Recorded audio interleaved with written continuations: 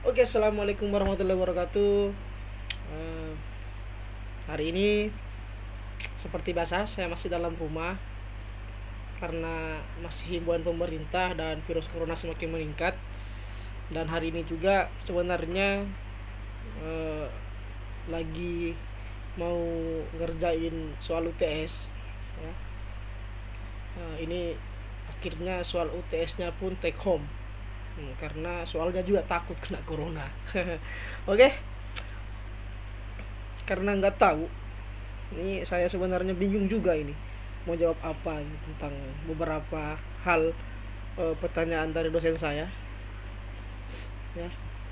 Saya disuruh mengkritisi atau apakah menurut saya sudah ideal tentang pemilihan serentak 2019 yang lalu. Nah, jadi siapa tahu teman-teman punya saran, bukan saran sih, jawaban lah ya. Habis ini juga mungkin saya akan bertanya sama teman.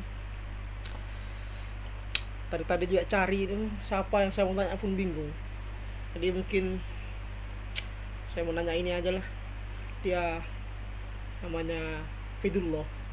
Nah, dia katanya dia pokoknya anak satunya, alumni UIN Syarif Hidayatullah Ciputat.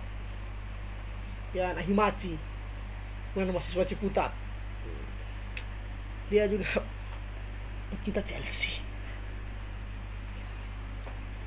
YNWA Perpun. Baju saya biru. Chat dulu ya.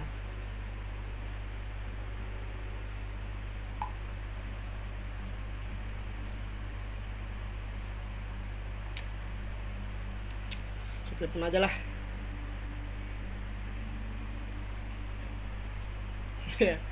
Lah, lihat lah namanya aja loh.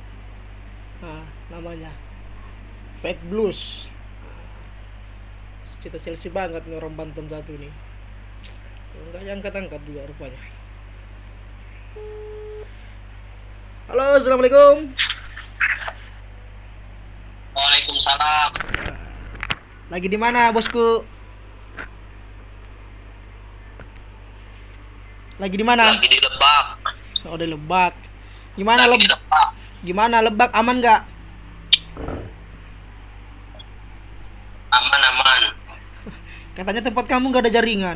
Mana sih? Ini bukan di tempatku. Jadi boleh nih bos saya wawancara atau nanya-nanya nih. Nanya apa, bos? Nanya ini kuliah UTS. Kita kan sekelas bosku kan? Mata kuliah apa, bos? Ini UTS kan yang ini regulasi pemilu. Oh, Nah, jadi saya kan bukan ahli regulasi, bos. ya saya tahu bukan ahli regulasi, tapi kan sekelas mungkin Anda lebih memperhatikan, lebih memperhatikan. Siap siap. Oke. Jadi kan ini ada 4 soal. Siap siap. Oke. Jadi enggak, saya cuma ini aja. Enggak, saya nanya dulu, regulasi dalam pemilu itu penting nggak sih? Ya sangat penting dong, bos. Kenapa? Kenapa emang regulasi pemilu itu penting, kenapa? Regulasi itu kan dibuat untuk mengatur biar pemilu itu berjalan sesuai dengan prinsip-prinsip demokrasi,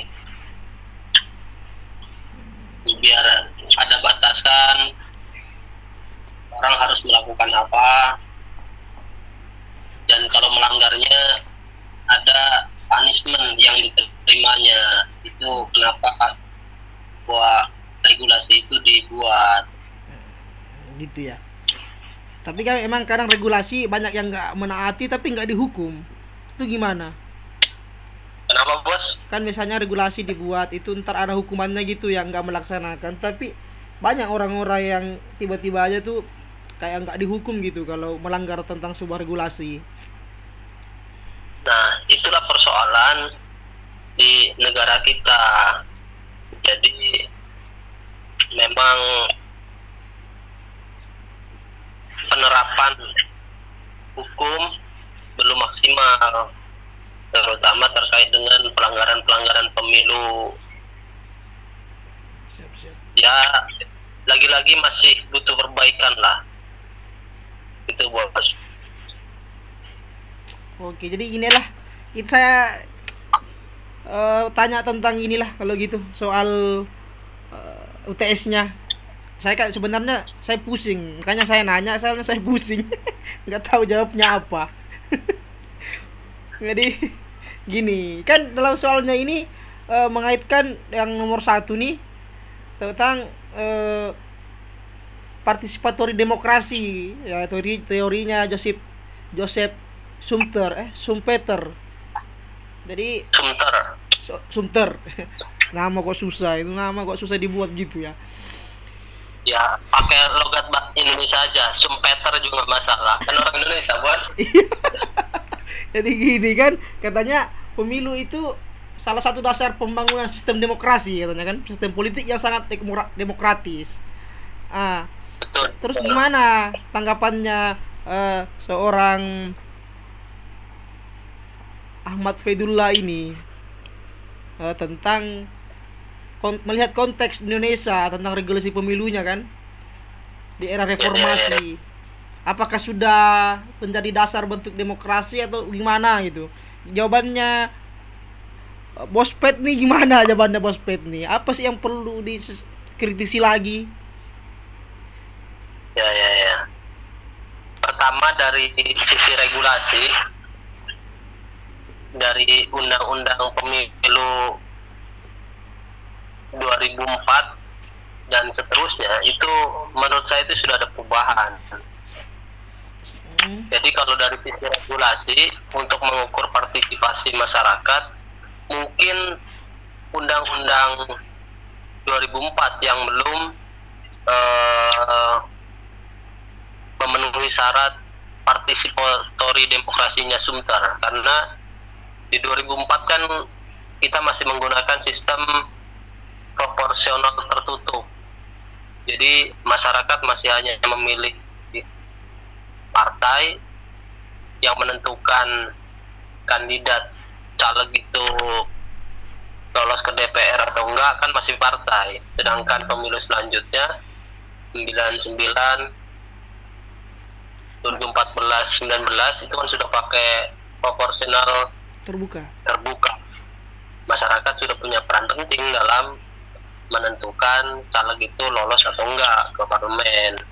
Itu dari sisi regulasi, jadi sudah ada perubahan lah, dan masyarakat sudah dilibatkan dalam menentukan itu. Jadi, nah, dari sisi implementasi, ya Bang Mustajib juga kayaknya tahu lah, kalau dari sisi implementasi masih banyak kurangan. Iya sih, iya. Ya memang sih di partisipasi di Indonesia itu sangat tinggi dibandingkan kayak misalnya di negara maju kayak Amerika aja misalnya. Di Indonesia itu sejak pemilu 2004 itu rata-rata di atas 70%, bahkan yang terbaru 2019 misalnya itu sampai di angka 81%. Sangat tinggi partisipasinya gitu dibandingkan Amerika yang nggak pernah mencapai angka 60%. Gitu ya, walaupun tapi kan walaupun akhirnya kan tetap India kan yang paling partisipasinya tinggi. Ya tapi kan begini bos, tingkat partisipasi yang tinggi juga belum tentu menentukan benar-benar partisipatif masyarakat itu benar-benar karena memang memilih atau karena alasan lain gitu. Iya. Nah, persoalannya terutama sejak pemilu 99 atau diterapkannya proporsional terbuka, ini kan politik uang semakin masif. Jadi bisa dikatakan partisipasi meningkat juga, ada keterpengaruhan dari politik uang ini gitu. Jadi masyarakat memilih karena diiming-iming uang gitu. Bukan hanya karena memang wah pengen memilih caleg, pengen memilih presiden karena memang pilihannya itu berkualitas misalnya begitu. Bukan hanya begitu, tapi memang Jadi ada faktor tadi iya, dipengaruhi jadi uang itu. jadi partisipasinya tuh bukan cuma karena emang mau milih ya, tapi ada kayak faktor-faktor lain yang sehingga mereka mau berpartisipasi ya. Ya itu yang perlu dievaluasi gitu. Jadi tingkat partisipasi yang tinggi nggak terlalu dibanggakan kalau memang ternyata mereka memilih karena politik uang. Ya memang butuh penelitian secara serius gitu. Mereka memilih karena apa? Tapi kan ini pandangan sebagai pengamat media gitu kan. Ya. Nah, Siap. orang yang aktif di lapangan gitu. Jadi ya mengikuti perkembangan berdasarkan itu aja lah, mengikuti perkembangan di masyarakat. Mereka memilih berbondong-bondong karena diiming-imingi duit itu. Ya. Bahkan kan kalau ngapain milih kalau misalnya nggak dikasih duit, Ya, betul. kan begitu. Bos. Jadi itu harus masyarakat, rakyat itu harus disadarkan bahwasanya itu sesuatu hal yang salah gitu ya. Iya betul. Terus Ya. gimana menurut Bang Fed nih tentang pemilu serentak kemarin nih? Ini pertanyaan kedua kan, tentang pemilu serentak Ya. kemarin tuh gimana? Apakah udah ideal atau gimana? Apalagi kan ada isunya yang TSM tuh, yang isunya Wah. TSM ya. Saya enggak, tapi Banyak. bagaimana menurutnya Bang Fed nih tentang pemilu yang kemarin, apalagi banyak yang meninggal misalnya yang ini penyelenggara pemilunya gitu. Gimana menurut Bang Fed? Banyak cacatnya. Undang-undang yang terbaru menurut saya itu kan kalau nggak salah undang-undang pilpres serentak itu yang dipakai itu undang-undang berapa ya? Yang pertama inilah undang-undang tahun 2017 yang mengatur presidensial threshold itu PT dulu. Menurut saya itu udah bermasalah, Bos. Oh, itu bermasalah ya. Iya, di undang-undang itu kan jadi parpol atau gabungan parpol itu harus mengantongi 20% kursi DPR atau 25% suara nasional untuk bisa mengusung pasangan capres maupun capres. Iya, betul. Nah, betul. Iya kan? Nah, menurut gua itu sangat bermasalah, Bos. Karena pertama itu sangat membebani parpol, terutama partai-partai kecil. Jadi mereka nggak bisa mengusung calon sendiri. Nah, padahal harusnya kan masyarakat diberikan banyak pilihan. Iya, betul. Nah, kalau akhirnya dua calon kan, karena PT-nya itu gede, yang terjadi apa? Tensi politik yang sangat tinggi, karena masyarakat terbelah menjadi dua kubu itu, Bos. Gitu ya. Jadi tapi tugasnya udah selesai nih, UTS-nya udah selesai di Bang Fed nih. Hah? Udah selesai belum? Tinggal menulis sih. Wah, siap. Tapi lagi ngasih makan ikan lu. Ngasih makan Sama ikan kambing, ya. Bos. Enggak. Belum sempat nulis nih malam nggak? Ada yang saya menarik nih, saya mau nanya ke Bang Fed nih tentang kan katanya teori politik, tapi Bang Fed pernah bilang teori politik nggak semua bisa berlaku di lapangan. Itu gimana menurut Bang Fed itu? Teori-teori politik itu kan sebagai panduan untuk masyarakat agar ini berjalan sesuai inilah moral gitu. Iya. Siap. Jadi sebetulnya teori politik itu kalau menurut gua itu ya nggak jauh beda gitu dengan kajian-kajian etika politik gitu. Nah tapi di lapangan semuanya terbantahkan gitu loh. Terbantahkan ya. Jadi karena tadi itu perilaku manusia kan. Gitu ya. Ya misalnya prinsip demokrasi itu harus jujur, adil, kan begitu teorinya kan. Iya betul. Ya tapi di lapangan gimana kan, bukan cuma peserta pemilunya, malah penyelenggara pemilunya juga kadang masih bisa disogok, masyarakatnya juga memilih tadi karena duit. Ya makanya mau bilang teori, etika, semua itu pas di lapangan, pas praktek, atau semuanya nggak penting. Atau Ya mungkin tugas kita sebagai akademisi begitu kan, ya mengarahkan itu kepada semua masyarakat, terutama para elit politik, Boy. Iya siap. Itu kan kenapa kita mengambil ilmu politik gitu. Atau mungkin ketidaksamaan teori dengan di lapangan mungkin karena ini juga ya, banyak yang jadi penguat politik itu akhirnya bukan dari jurusan politik ya.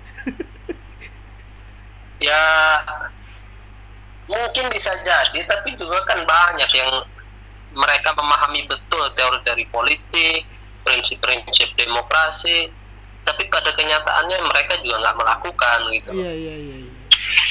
Jadi ya itu bisa jadi, tapi ya belum tentu juga. Semuanya karena disebabkan itu. Siap. Oke, Bang Fet. Jokowi kan bukan anak politik, wah. Iya sih, bukan anak politik, tapi mungkin dia dapat leadernya di situ mungkin ya. Ya bisa itulah. Oke. Jadi saya udah bisa menjawab 2 soal ini. Jawabannya bisa kan? Saya ambil dikit ya. Ya kalau bermanfaat silahkan, tapi ditambah-tambahin aja lah. Siap. Oke, jadi lagi kasih makan ikan. Lagi ngasih makan ikan dulu. Oke. Sama kambing. Itu ikannya dalam rumah atau di luar rumah? Di sungai. Loh, ikan siapa itu di sungai? Ikan ternak dong. Di sungai. Ternak orang. Oke, ada ini nggak pesan untuk teman-teman atau masyarakat nih, atau rakyat nih, masyarakat penduduk apa gitu tentang COVID-19? Stay di rumah, ikuti perintah pemerintah, jangan menganggap enteng, karena virus ini sangat membahayakan. Siap. Aja sederhana. Oke, bosku. Oke lah, kalau gitu. Terima kasih ya, Bos, atas ilmunya hari ini. Siap. Oke, nanti akhir semester 3 kita ketemu lagi di kampus. Siap. Semoga sehat selalu. Oke, amin. Sehat selalu, bosku. Siap. Oke, assalamualaikum. Waalaikumsalam. Jadi, tadi beberapa hal yang akhirnya saya punya jawaban dari jawaban juga dari sahabat saya ini, teman saya, sahabat Fedullah, pecinta Chelsea. Ya, saya nggak sukanya itu aja, pecinta Chelsea-nya aja ya. Tapi intinya ya yang disampaikan Bang Fed ya, jadi banyak hal itu akhirnya mengapa sih penting aturan ya, aturan itu penting. Nah, jadi kadang-kadang aturan itu, orang mengukur etika itu melalui melihat orang bagaimana dengan aturan tersebut. Contoh lampu merah, ya kan? Nah, terus pas lampu merah kita lewat nggak stop, itu kan melanggar aturan, bahaya juga akibatnya. Nah, makanya kenapa dalam pemilihan umum pun harus ada regulasinya. Saya lupa tadi openingnya, ngomongin politik semakin lama semakin panas. Assalamualaikum warahmatullahi wabarakatuh. Tetap di rumah.